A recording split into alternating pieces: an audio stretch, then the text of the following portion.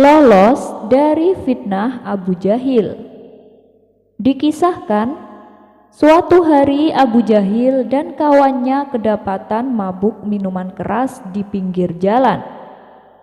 Beberapa prajurit kerajaan langsung menangkapnya dan dibawa ke hadapan Baginda Raja. Abu Nawas yang kebetulan melintas di tempat itu juga ikut ditangkap oleh pengawal kerajaan. Mereka mengira Abu Nawas itu bagian dari tongkrongan Abu Jahil. "Hei, ada apa ini? Kenapa saya tiba-tiba ditangkap?" protes Abu Nawas. "Sudah, pokoknya kamu harus ikut kami.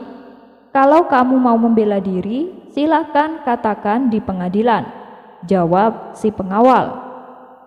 Singkat cerita, ketiganya pun dibawa ke istana dan dihadapkan kepada Baginda Raja. Melihat pengawalnya menangkap Abu Jahil dan kawannya juga Abu Nawas, membuat Baginda Raja terkejut. "Hei pengawal, kenapa kalian menangkap mereka?" tanya Baginda Raja. "Ampun Paduka yang mulia, mereka bertiga telah melakukan kesalahan Paduka," jawab para pengawal. "Kesalahan? Kesalahan apa yang mereka lakukan?" tanya Baginda Raja kembali.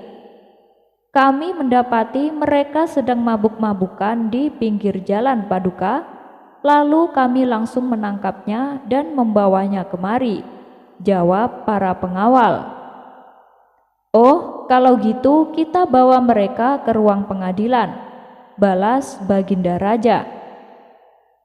Setelah di ruang pengadilan, ketiga orang ini ditanya oleh Baginda Raja, "Apa benar yang dikatakan pengawalku? Kalian bertiga kedapatan mabuk minuman keras."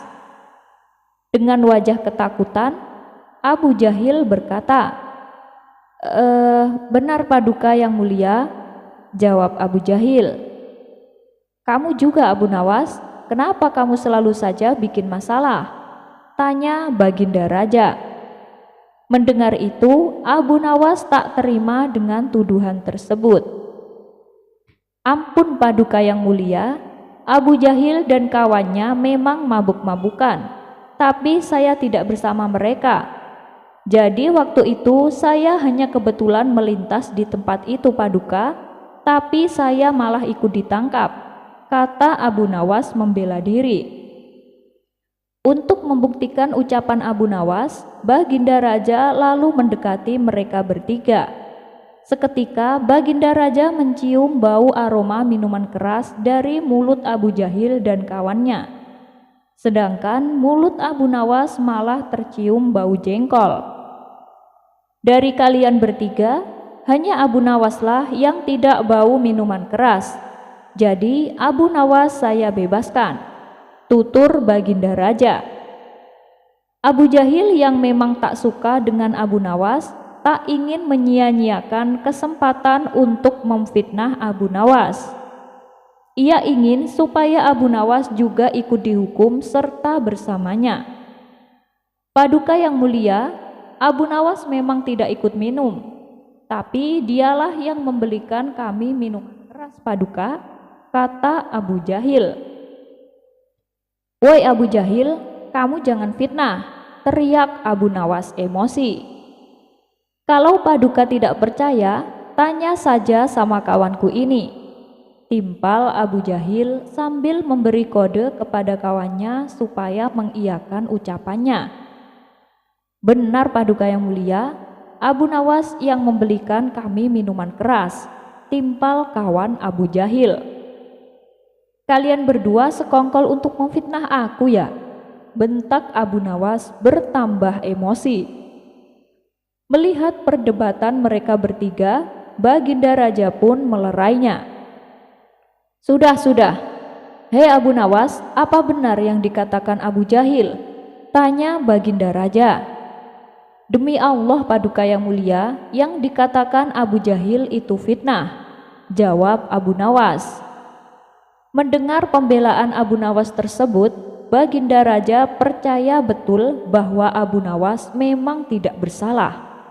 Tapi untuk kali ini Baginda Raja berpura-pura tidak tahu. Beliau sengaja ingin menguji Abu Nawas. Bagaimana caranya ia bisa lolos dari hukuman yang akan ia hadapi. Hei Abu Nawas, kamu itu nggak bisa mengelak, karena mereka berdua telah bersaksi bahwa kamulah yang membelikan mereka minuman keras. Maka dari itu kamu juga harus ikut dihukum, kata Baginda Raja memutuskan. Mendengar keputusan tersebut, Abu Jahil girang bukan kepalang. Rasain kamu Abu Nawas, kamu akan merasakan hukuman seperti kami, kata Abu Jahil dalam hati. Baginda Raja lalu memberikan hukuman masing-masing 50 cambukan di punggung. Sementara Abu Nawas hanya bisa pasrah atas hukuman yang akan ia terima. Sebelum kalian bertiga dihukum, masing-masing dari kalian saya beri satu permintaan. Silahkan sebutkan permintaan kalian, ucap Baginda Raja. Ampun Paduka yang mulia, saya minta punggung belakang saya diikat satu bantal, pinta kawan Abu Jahil. Baik, saya turuti permintaanmu. Saya akan bawakan 3 bantal untuk kalian bertiga, balas Baginda Raja. Maka diikatlah satu bantal di punggungnya kawan Abu Jahil, dan hukuman pun mulai dilaksanakan. Karena saking kerasnya cambukan, baru 10 kali tali terlepas bersama bantalnya. Punggung kawan Abu Jahil menjadi sasaran cambukan selanjutnya. Ia pun berteriak kesakitan dan akhirnya pingsan setelah 50 kali cambukan. Kini giliran Abu Jahil yang akan mendapatkan hukuman. Sejenak Abu Jahil terdiam. Aku akan minta 2 bantal sekaligus supaya Abu Nawas tidak kebagian, pikir Abu Jahil. Ampun Paduka yang mulia, saya minta punggung saya diikat 2 bantal dan harus diikat dengan kencang Paduka, pinta Abu Jahil. Baginda Raja pun mengabulkannya. Ketika hukumannya mulai dilaksanakan, Abu Jahil merasa senang karena tubuhnya tidak kesakitan dan tidak mengalami luka-luka. Hingga sampai 50 cambukan selesai, kedua bantal tersebut masih terikat dengan kencang di punggungnya. Hukuman untuk Abu Jahil pun berakhir. Ia tersenyum puas karena tidak merasakan sakit sama sekali. Dan sekarang giliran Abu Nawas. Ia juga ditawari satu permintaan oleh Baginda Raja. Apa permintaanmu Abu Nawas? Tanya Baginda Raja.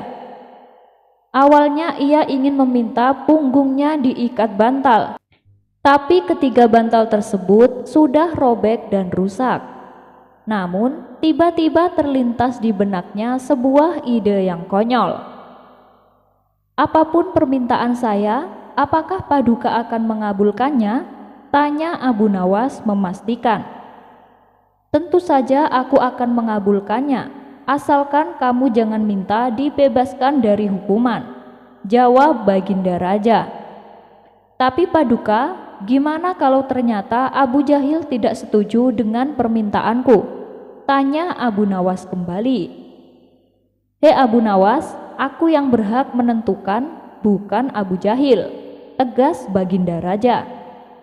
Mendengar perkataan Abu Nawas, dengan nada meledek Abu Jahil berkata, terserah kamu Abu Nawas, untuk apa aku protes? Kata Abu Jahil sambil tertawa. Nah, kamu dengar sendiri kan Abu Nawas, Abu Jahil tidak keberatan dengan permintaanmu, kata Baginda Raja.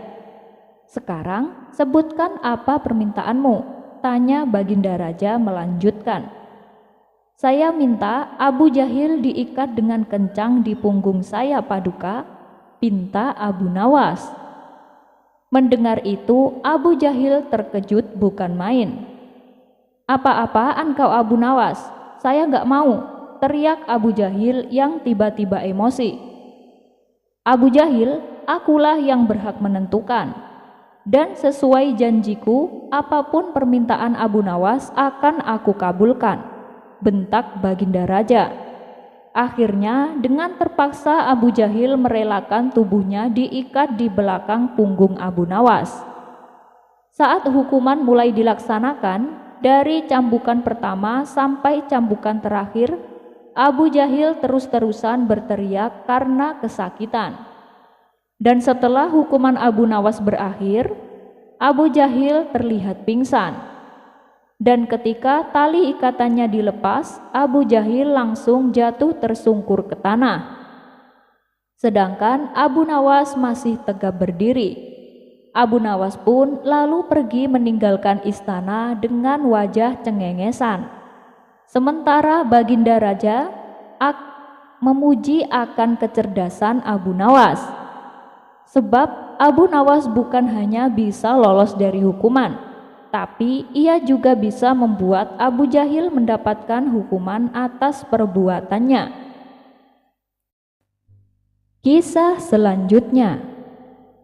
Dikisahkan, ada seorang raja yang mengaku sebagai Tuhan. Ia mempunyai tukang sihir yang dijadikannya sebagai penasehat istana. Seiring berjalannya waktu, si tukang sihir ini merasa dirinya sudah tua. Ia pun meminta kepada sang raja seorang pemuda yang pintar dan cerdas untuk diajari ilmu sihir, agar kelak bisa menggantikan dirinya. Setelah sang raja mengadakan sayembara, terpilihlah pemuda yang paling cerdas di negerinya. Sang raja kemudian mengirim pemuda tersebut kepada si tukang sihir.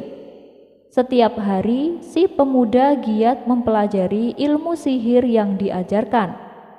Ia berangkat dari rumah saat pagi dan pulangnya setelah larut malam.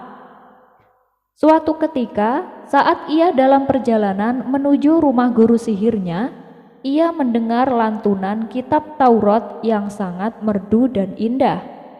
Karena penasaran, ia mencari asal-usul suara tersebut. Ternyata suara itu berasal dari sebuah kuil kecil milik seorang rohib. Si pemuda lantas menemui rohib yang sedang berada di dalam kuilnya. "Apa yang kau ucapkan itu? Kalimatnya sungguh merdu dan indah," tanya si pemuda. "Kalimat yang kau dengar adalah isi kitab Taurat, ajaran Nabi Musa," jawab sang rohib. Si pemuda pun merasa tertarik dan berkeinginan untuk mempelajarinya. Tentu saja sang rohib menyambutnya dengan senang hati. Si pemuda memperoleh banyak nasihat dan ajaran Nabi Musa, di mana kala itu orang-orang sudah melupakannya. Maka sejak saat itu, setiap ia akan ke tempat guru sihirnya, si pemuda singgah terlebih dahulu ke tempat sang rohib. Begitu juga saat ia pulang, ia terlebih dahulu singgah di kuil sang rohib untuk mempelajari ajaran Nabi Musa. Akibatnya, si pemuda selalu terlambat tiba di tempat guru sihirnya. Ia pun harus menerima hukuman berupa pukulan setiap hari.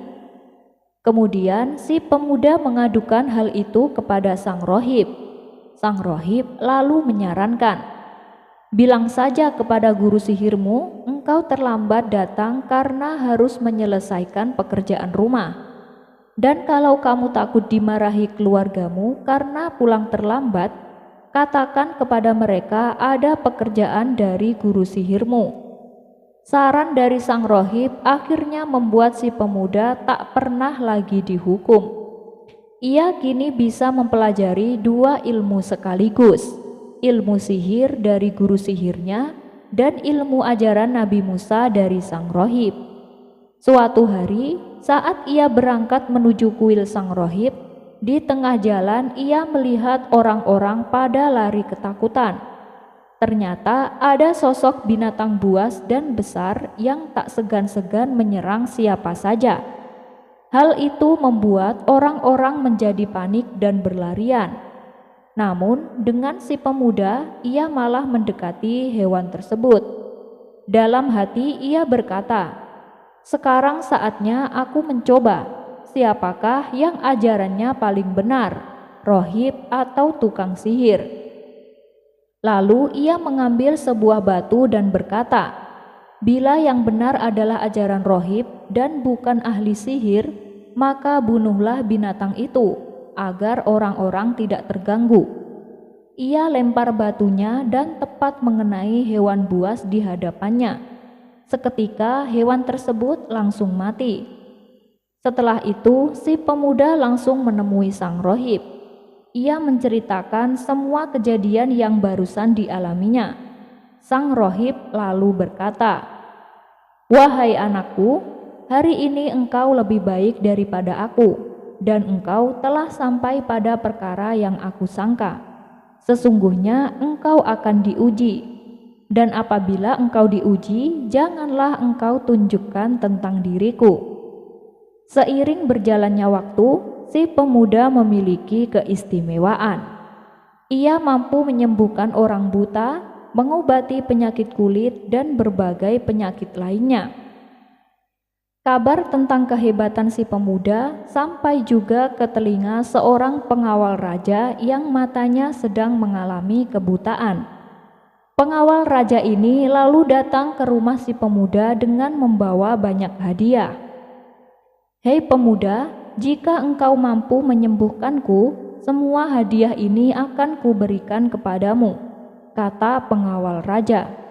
Si pemuda lalu menjawab, "Aku tidak dapat menyembuhkan siapapun. Yang dapat menyembuhkan hanyalah Allah.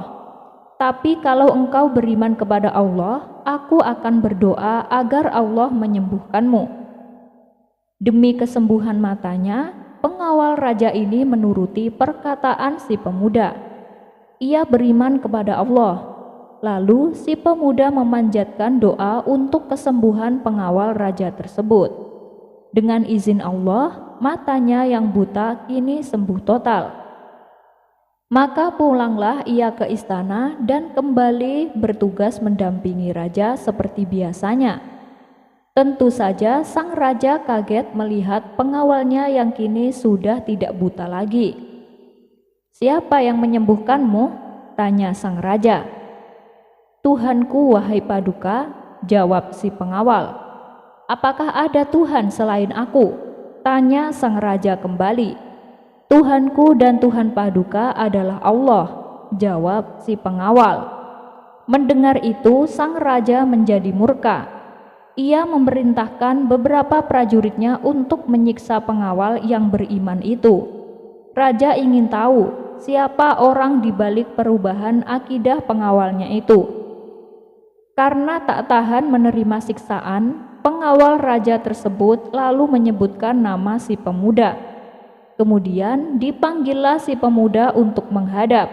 Raja pun berkata kepada si pemuda, "Wahai anak muda, sihirmu telah mampu menyembuhkan orang buta dan orang yang terkena penyakit kulit.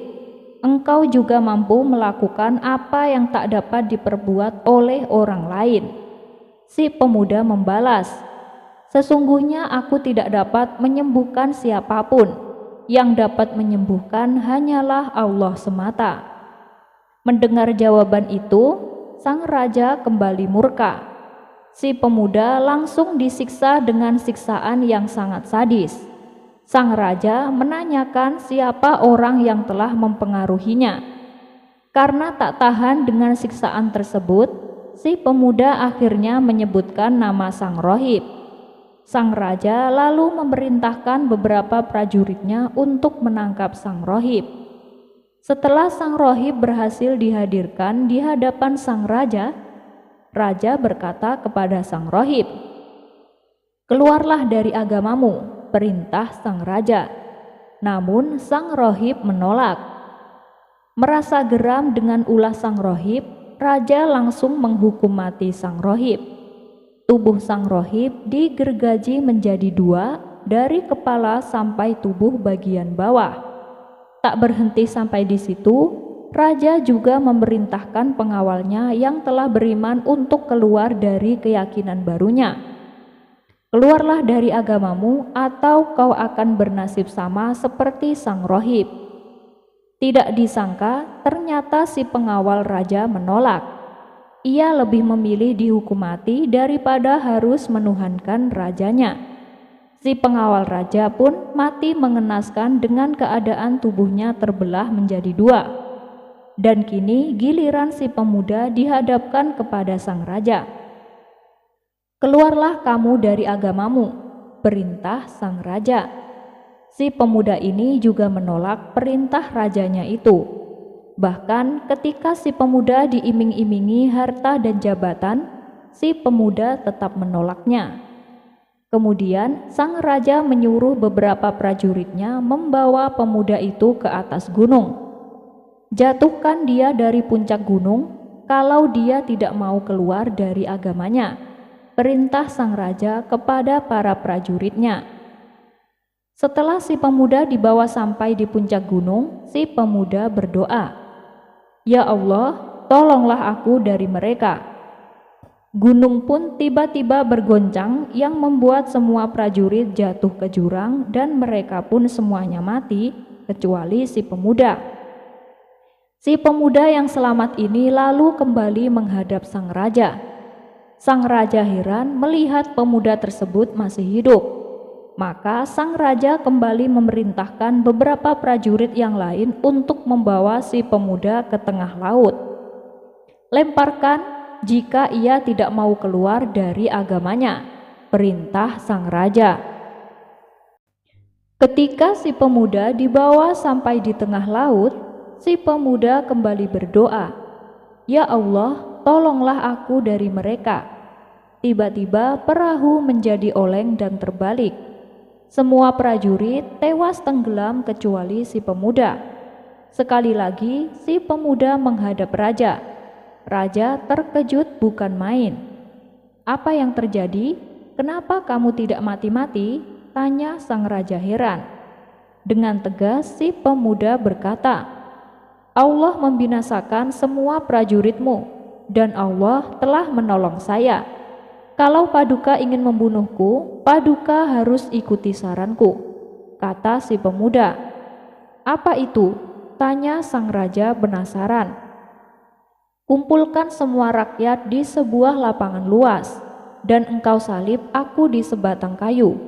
Panah aku dengan busur milikku sambil kau ucapkan dengan menyebut nama Allah Tuhan pemuda ini. Jika engkau lakukan itu, engkau akan berhasil membunuhku." Sang raja pun melakukan apa yang disarankan si pemuda. Maka dikumpulkanlah semua rakyatnya di lapangan yang luas. Kemudian raja membidikkan panahnya ke arah si pemuda.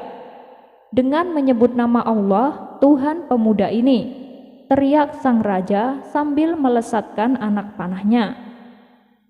Si pemuda seketika langsung meninggal dunia.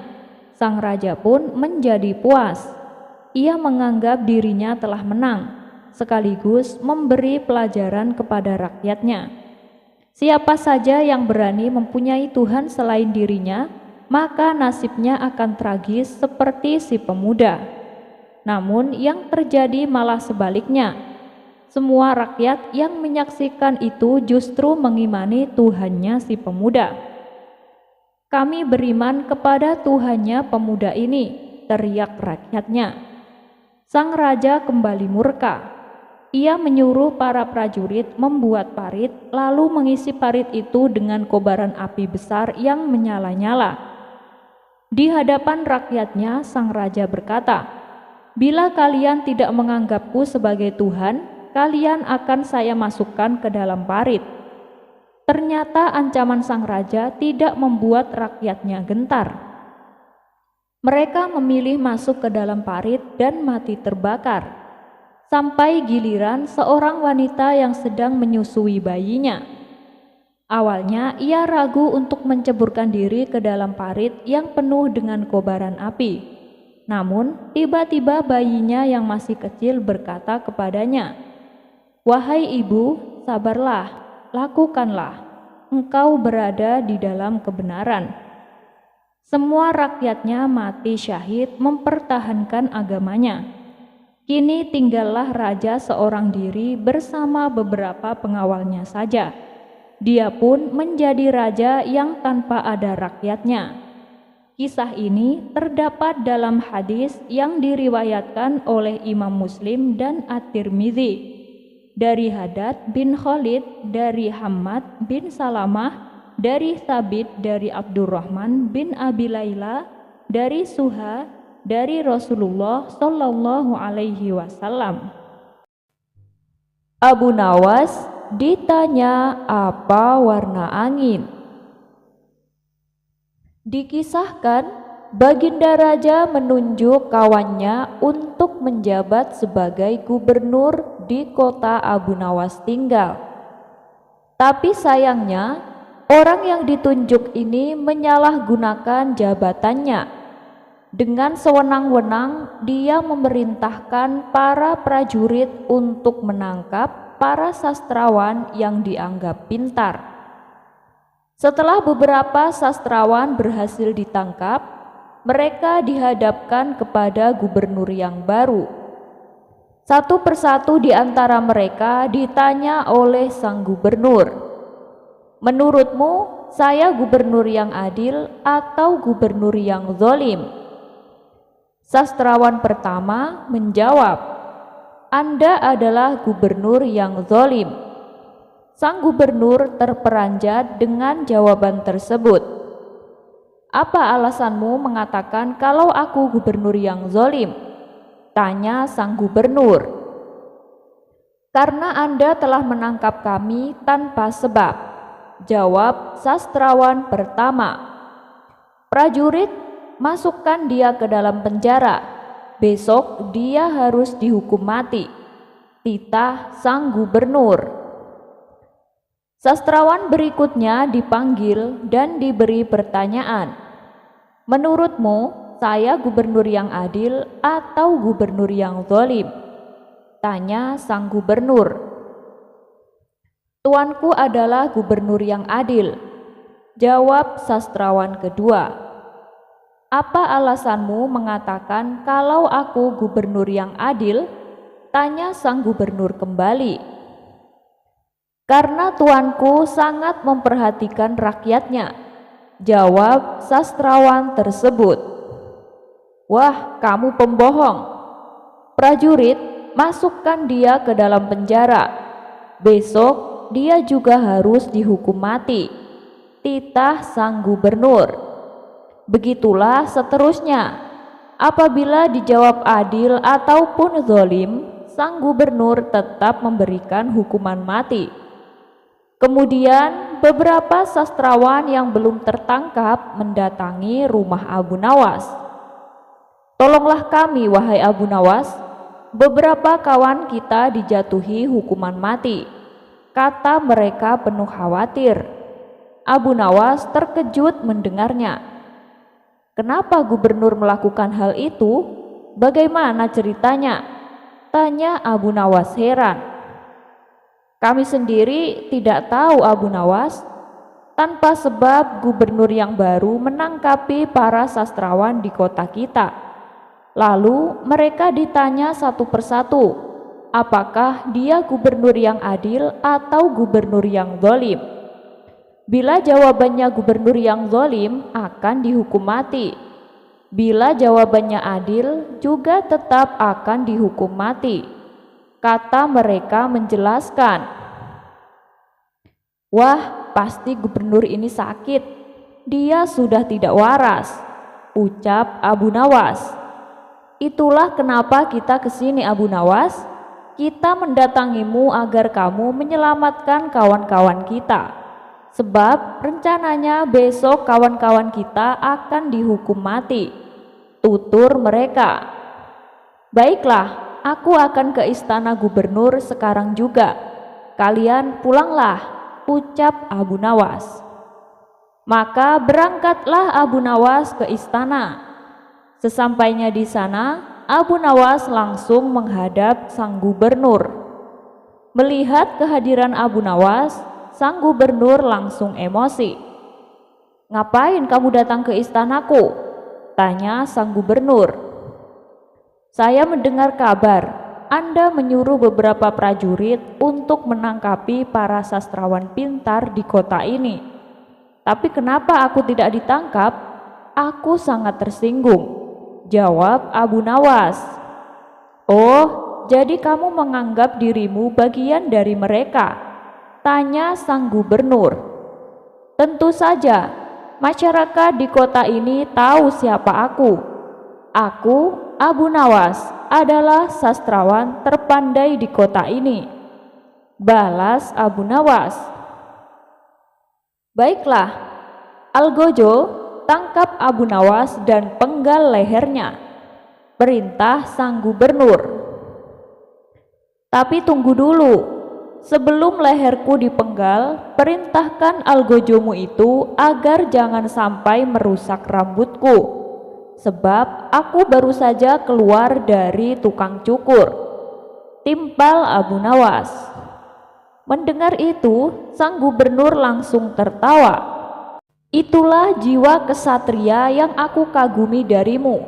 Aku mengampunimu Abu Nawas, kata sang gubernur.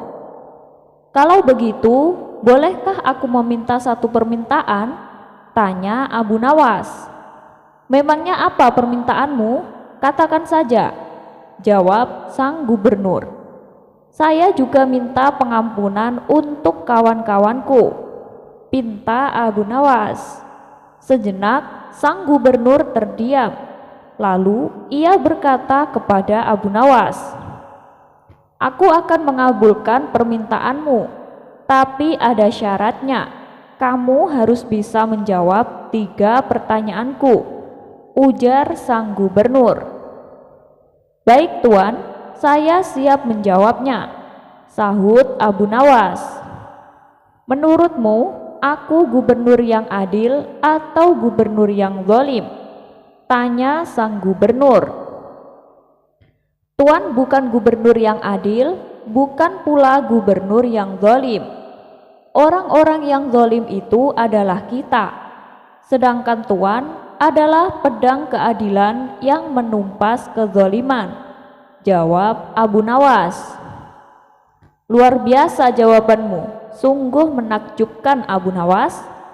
Sekarang pertanyaan kedua, mana yang lebih bermanfaat, matahari atau bulan? Tanya sang gubernur. Matahari terbit di siang hari bersama terangnya dunia, maka menurutku matahari kurang bermanfaat.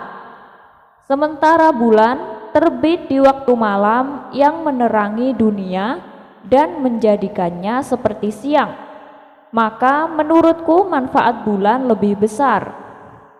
Sang gubernur pun tertawa dengan jawaban Abu Nawas. Meskipun nyeleneh, tapi masuk akal juga. Baiklah Abu Nawas, sekarang pertanyaan yang terakhir. Menurutmu, angin itu berwarna apa? Tanya sang gubernur. Angin itu berwarna merah, Tuan, jawab Abu Nawas enteng. Apa alasanmu mengatakan angin berwarna merah? Tanya sang gubernur kembali. Tuan juga tahu kan, kalau kita masuk angin, lalu badan kita dikerok, pasti akan muncul warna merah pada tubuh kita. Itu menunjukkan kalau anginnya sedang keluar. Berarti warna angin adalah merah, jawab Abu Nawas.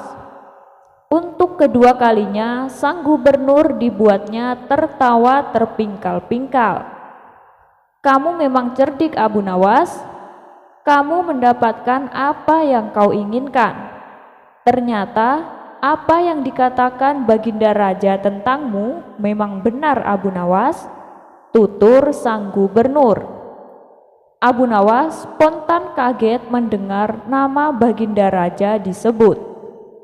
Maksudnya Tuan bagaimana? Tanya Abu Nawas penasaran. Jadi sebelum aku ditugaskan ke sini, Baginda Raja memberitahuku kalau di kota ini banyak sastrawan pintar. Dan di antara sastrawan yang paling cerdik adalah kamu. Aku berniat memanggil mereka untuk aku kasih hadiah. Tapi sebelumnya aku ingin mengerjai mereka dulu. Ternyata kamu malah datang membantu mereka. Dan ini adalah suatu kesempatan bagiku untuk menguji kecerdasanmu, kata sang gubernur menjelaskan. Jadi hukuman mati yang Tuan berikan hanya pura-pura? Tanya Abu Nawas kaget. Benar Abu Nawas, aku hanya ingin mengerjai mereka sebelum aku memberi hadiah kepada mereka, jawab sang gubernur. Abu Nawas pun terdiam sejenak. Kurang ajar, ternyata aku masuk ke dalam perangkapnya. Tunggu saja pembalasanku nanti, ucap Abu Nawas dalam hati. Kakek misterius. Dikisahkan, Baginda Raja baru saja melantik hakim istana yang baru. Hakim tersebut terkenal jujur dan juga baik hati. Yang paling disukai Baginda Raja dari hakim baru ini, ia gemar berburu di hutan seperti dirinya. Suatu hari, di sela-sela waktu santai Baginda Raja, ia memanggil hakim baru tersebut untuk menghadapnya. Bagaimana pekerjaanmu? Apakah ada kasus yang sulit diselesaikan? Tanya Baginda Raja. Alhamdulillah Paduka, semua pekerjaan masih bisa saya atasi, jawab hakim istana. Bagus, tapi awas ya, jangan main-main dengan jabatanmu.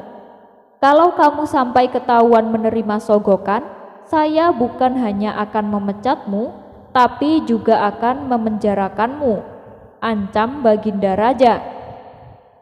Tenang Paduka, jangan khawatir. Saya ini bukan tipe orang yang suka disogok. Malah saya justru membenci perbuatan itu. Saya ini sudah kaya Paduka, buat apa menerima sogokan? Bukankah Paduka tahu sendiri, gaji saya sebagai hakim sepenuhnya saya sumbangkan untuk fakir miskin, ujar sang hakim.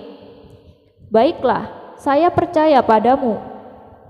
Oh ya, saya dengar katanya kamu gemar berburu di hutan ya? Bagaimana kalau besok kita berburu bersama-sama? Ajak Baginda Raja. Wah, dengan senang hati Paduka, saya terima ajakan Paduka, balas hakim istana tersebut. Baiklah, besok kita berangkat. Tapi saya akan mengajak serta Abu Nawas, timpal Baginda Raja. Abu Nawas yang saat itu sedang cekcok dengan istrinya, langsung menerima ajakan Baginda Raja. Dengan begitu, ia bisa menghindari omelan sang istri. Dan singkat cerita, Abu Nawas, hakim istana, dan Baginda Raja pergi meninggalkan istana. Ketiganya memulai perjalanan menuju hutan. Abu Nawas, apa kamu punya saran? Hutan mana yang akan kita tuju? Tanya Baginda Raja. Ada Paduka, hutan di seberang lautan. Di sana banyak hewan kijang. Tapi Paduka, hutan tersebut terkenal angker, jawab Abu Nawas. Ah, kamu ini sama setan saja masa takut. Ayo kita ke sana, balas Baginda Raja. Ketiganya pun lalu menuju hutan yang terkenal angker. Saat akan memasuki hutan tersebut, Abu Nawas mulai merasakan aura mistis. Paduka, apa Paduka yakin akan masuk ke dalamnya? Tanya Abu Nawas. Tenang Abu Nawas, saya dan hakim istana itu sudah berpengalaman keluar masuk ke dalam hutan, jawab Baginda Raja.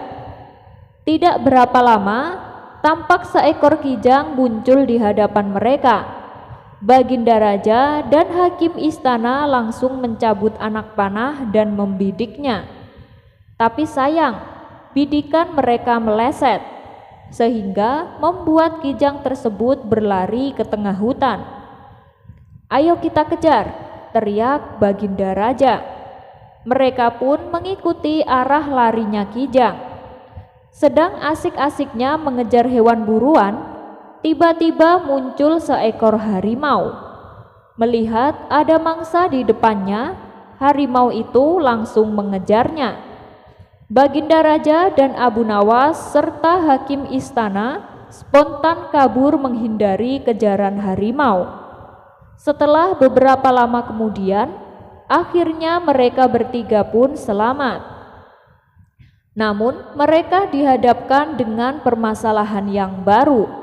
Pasalnya mereka tidak tahu arah. Mereka bertiga tersesat di tengah hutan yang angker. Baik Baginda Raja, hakim istana, dan Abu Nawas, mereka tak tahu harus minta tolong kepada siapa. Apalagi langit sudah terlihat gelap. Di tengah situasi yang genting, tiba-tiba entah datangnya dari mana, muncul kakek tua misterius yang berpakaian serba putih. "Wahai kalian, kenapa kalian sampai ke tempat ini? Tahukah kalian kalau tempat ini sangat berbahaya?" tanya kakek tua tersebut. "Kami ini tersesat, Kek. Apakah kakek bisa membantu kami?" kata Baginda Raja. "Aku bisa membantu kalian, tapi masing-masing kalian hanya dibatasi satu permintaan," balas kakek tua itu. Kemudian Baginda Raja mengungkapkan keinginannya. "Begini Kak, saya ini ingin pulang ke istana. Saya ini adalah raja. Saya tak ingin kehilangan istana saya," pinta Baginda Raja. "Baiklah, keinginanmu saya kabulkan," jawab kakek tua itu. Seketika Baginda Raja langsung menghilang. Ia kini sudah berada di istananya, duduk di singgasana bersama sang permaisuri. "Alhamdulillah, akhirnya aku bisa kembali berada di sini," ucap Baginda Raja. "Sekarang giliranmu, apa permintaanmu?" tanya kakek tua tersebut kepada hakim istana. "Saya ini hakim istana yang kaya raya. Saya ingin pulang ke rumah saya yang megah. Saya tak mau kehilangan harta kekayaanku. Saya ingin secepatnya berkumpul dengan istri dan anak-anakku," kata hakim istana. "Baiklah, keinginanmu akan kukabulkan," jawab kakek tua. Seketika hakim istana langsung menghilang. Ia kini berada di rumah megahnya, berkumpul dengan istri dan anak-anaknya. Kini tinggallah Abu Nawas seorang diri di dalam hutan. "Sekarang giliranmu, apa permintaanmu?" tanya kakek tua kepada Abu Nawas. "Kalau saya ini orang miskin, Kek. Rumah saya kecil dan tak ada harta yang berharga. Di rumah saya juga sedang cekcok sama istri. Saya tidak tahan dengan omelannya. Hal inilah yang membuat saya tidak betah di rumah. Jadi saya minta supaya Baginda Raja dan hakim istana dikembalikan ke sini untuk menemaniku," kata Abu Nawas. Seketika permintaan Abu Nawas terkabul. Baginda Raja dan hakim istana tiba-tiba kembali berada di sampingnya. Hakim istana dan Baginda Raja terkejut dengan kejadian ini. "Ini kenapa kami kembali berada di sini?" tanya Baginda Raja dan hakim istana. "Nah, kalau itu atas permintaan kawanmu ini. Katanya dia sedang tidak betah di rumah. Dia ingin kalian berdua menemaninya di sini," jawab kakek tua itu.